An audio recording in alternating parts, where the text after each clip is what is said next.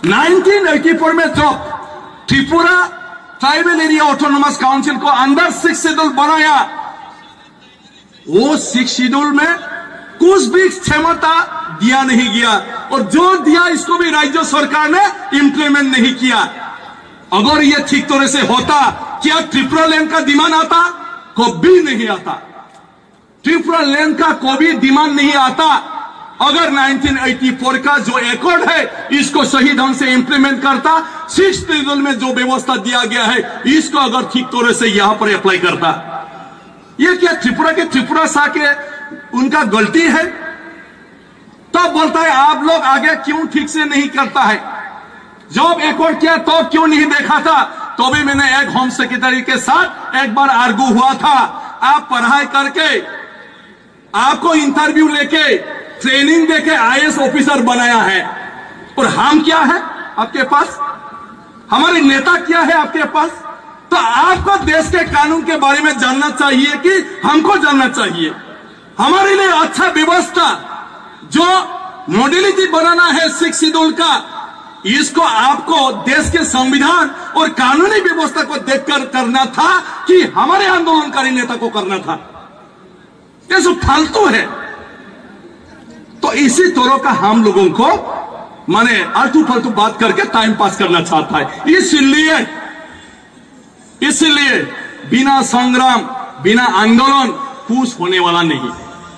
आज अच्छा है हमारे आईपीएफटी बीजेपी के साथ एक साथ सरकार है।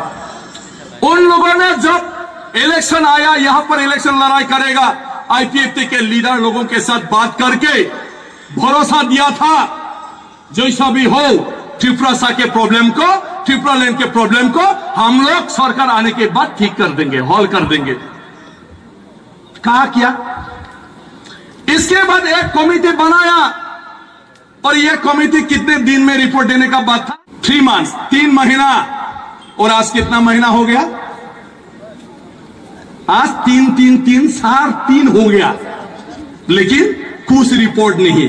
अरे जो हो मोजदेम हो, ना अंजा है ना सब्जी है, क्या है? दे तो रिपोर्ट तो आगे दे दो ना, हम देखते हैं। अगर अच्छा है हम ये आंदोलन छोड़ देंगे और इसको हम लोग एक्सेप्ट करेंगे।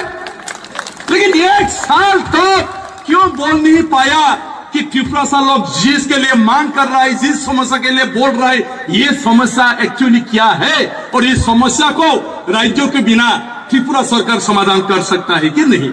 इसको तो बताओ। नहीं बताते हैं, नहीं बताते हैं तो कब बताएंगे? फिर यह आंदोलन।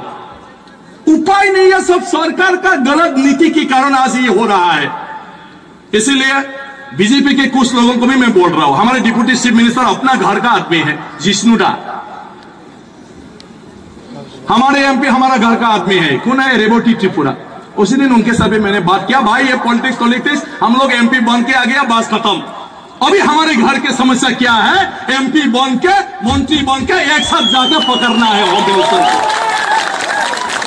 सारे ट्राइबल का नॉर्थ ईस्ट में जितना ट्राइबल एमपी है, मैंने कहा हम सब एक होके हम लोग होम मिनिस्टर के पास जाके हमारी जो समस्या है इस समस्या को हल करने के लिए हम लोग जाके बोलना है। रेवती भाई भी बोला एकदम दादा ठीक है, मैं भी आके यही देख रहा हूं।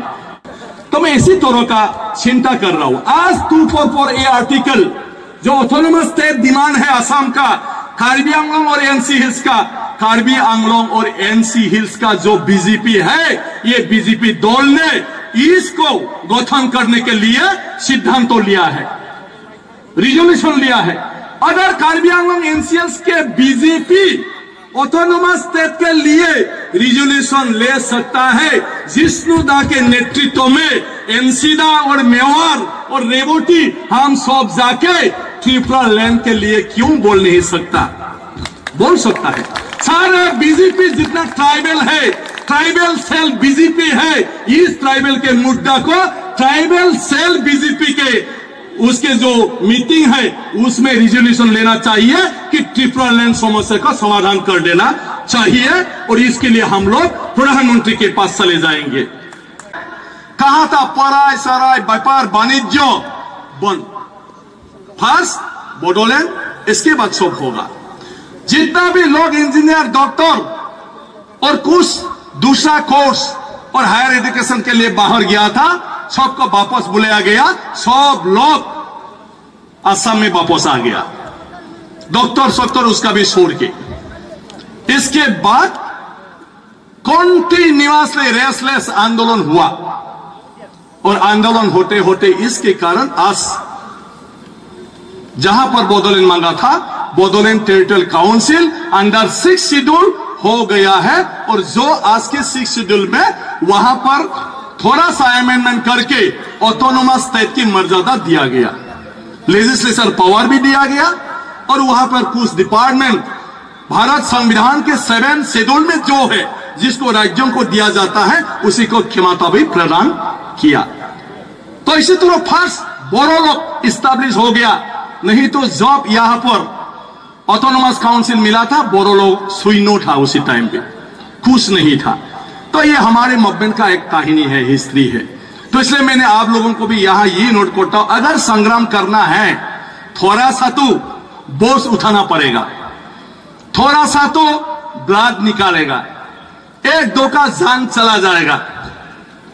लेकिन अगर हमको आगे बढ़ना है तो इसको हम लोग एक्सेप्ट कर लेना है, ग्रहण कर लेना है। ये होगा ही आंदोलन में। और ये आप लोगों का जो आंदोलन है ये अनकॉन्स्टिट्यूशनल नहीं है, ये प्रावधान है देश में, ये लीगल है, आपका डिमांड लीगल है। तो इस लीगल डिमांड को लेके आप लोग आगे बढ़कर जा सकता है।